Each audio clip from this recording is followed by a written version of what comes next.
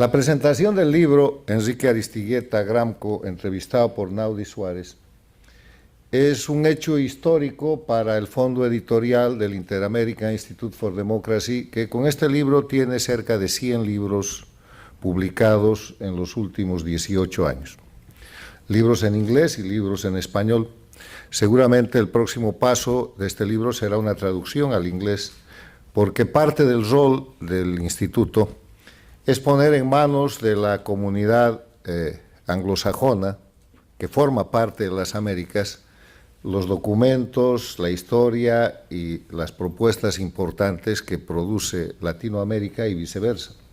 Por eso el fondo editorial tiene, entre otras cosas, un conjunto de cerca del 50% de sus publicaciones en inglés.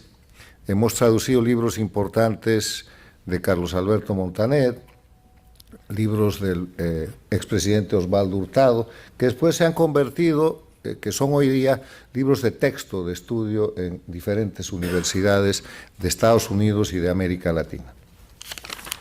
Yo quiero decirles que este texto es un texto de historia que muestra la disputa que caracteriza esta primera cuarta parte del siglo XXI en las Américas, que es la disputa entre la libertad y la dictadura.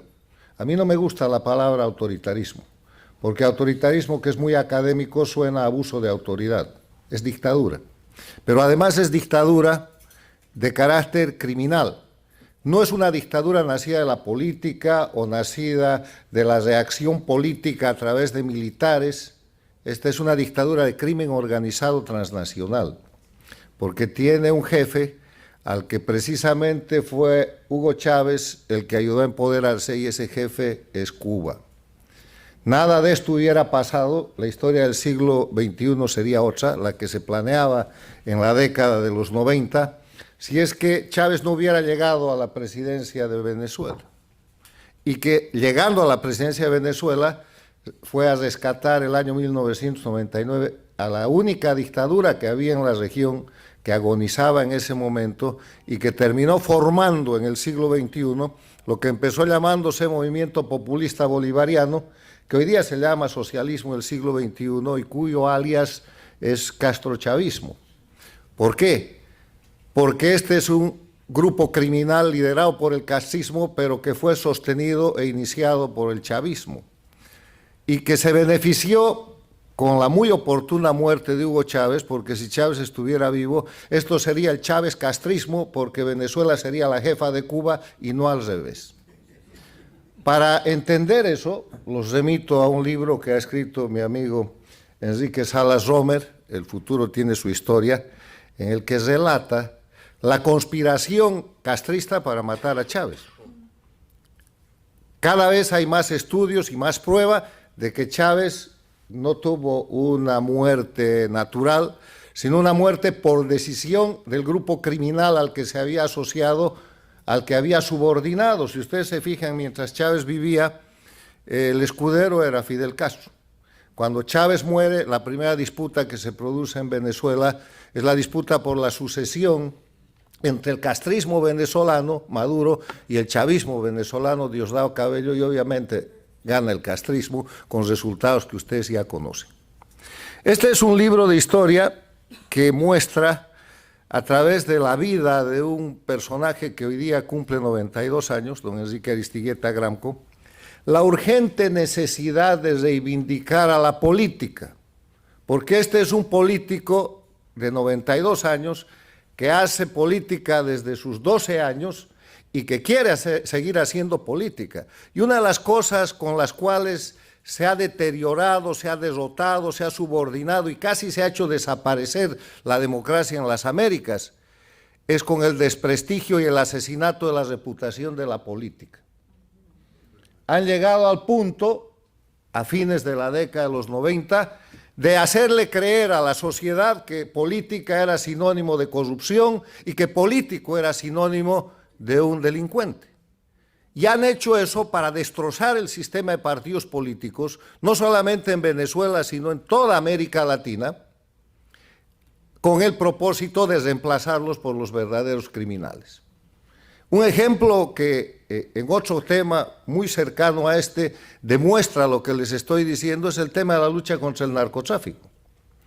La lucha contra el narcotráfico fue extraordinariamente exitosa en la década de los 90. Los cultivos de coca se redujeron, la producción y el consumo de cocaína bajó, y de pronto, en el siglo XXI, aparece la narrativa de que la lucha contra el narcotráfico es un fracaso. ¿Y quién la dice? La dicen los Castro desde Cuba, la dice Chávez y después Maduro desde Venezuela, la dice Evo Morales desde Bolivia, la dice Juan Manuel Santos desde Colombia y ahora Petro, la dice Lula desde el Brasil. Claro, porque la lucha contra el narcotráfico fracasa cuando los narcotraficantes toman el poder. No hay lucha posible contra el narcotráfico cuando el cartel de los soles controla Venezuela y cuando el grupo criminal de Evo Morales toma el poder en Bolivia. Todos organizados a través de este sistema que se llama socialismo del siglo XXI, que tiene la jefatura en Cuba y que ha puesto a Venezuela, por todas las circunstancias que ustedes conocen, como su principal colonia o su principal zona de control. Dicho eso, insisto en la reivindicación de la política como mensaje de este libro, porque la reivindicación de la política consiste en volver a ser política, consiste en interesar a nuestros jóvenes, a nuestros estudiantes, a nuestros profesionales, a nuestros empresarios, a que no tengan miedo de hacer política y que hagan política separándola del crimen, que hagan política para rescatar y salvar las sociedades en las Américas. Hacer política es la lucha cultural que tenemos que dar todos los ciudadanos en cada uno de nuestros países y en la región con el propósito de volver a ser ciudadanos y evitar que el crimen detente el poder político, entre otras cosas, como sucede ahora. La gran tarea en la lucha contra las dictaduras es sacar al crimen organizado del control del poder político. Es bajarle la careta al crimen y mostrarlos como lo que son, criminales y delincuentes, en lugar de que sigan apareciendo como políticos. La gran metamorfosis del siglo XXI ha consistido en convertir a los criminales en políticos, a las organizaciones criminales en partidos políticos. Miren en Venezuela, miren en Bolivia el MAS, miren el sandinismo en Nicaragua, miren el Partido Único Comunista Cubano. Son grupos criminales, de política no tienen nada, porque la política está fundada en el concepto de ciudadanía, que quiere decir que todos somos iguales. Y ahí nadie es igual. Tienen un jefe y tienen un sistema que llega al esclavismo practicado en Cuba y en Venezuela y que lleva a los pueblos a la miseria. O sea, rescatar la política es el mensaje de este libro. Quiero agregar simplemente que nuestro homenaje a don Enrique es dar testimonio vivo de la defensa que él hace de la libertad y la democracia. Y para terminar, yo quiero mencionar tres pasajes importantes de este libro, que es muy fácil de leer. Uno de los pasajes es la transcripción que se hace en la página 174 de un post, de un Twitter en ese momento, que Enrique hace a las 2:43 am del 2 de febrero de 2018. El SEBIN está en mi casa buscándome. Lo que sigue a eso es obviamente su detención, y en el libro se documentan dos noticias importantes en español y en inglés que dicen: arrestan a octogenario opositor Enrique Aristigueta Gramco, tildó al régimen de Maduro de sangrienta narcotiranía. Enrique tenía 85 años y estaba preso. Y termino con el mensaje que Enrique deja en la parte final de esta entrevista biográfica que le han hecho, que dice: ¿qué mensaje enviaría usted a sus compatriotas y sobre todo a los jóvenes venezolanos?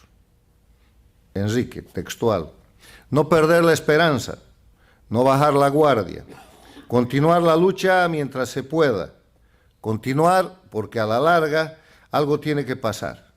En la vida no hay cosas eternas y, por supuesto, prepararse. Termina la cita. Y saben, estas cosas están pasando. Felicidades, Enrique.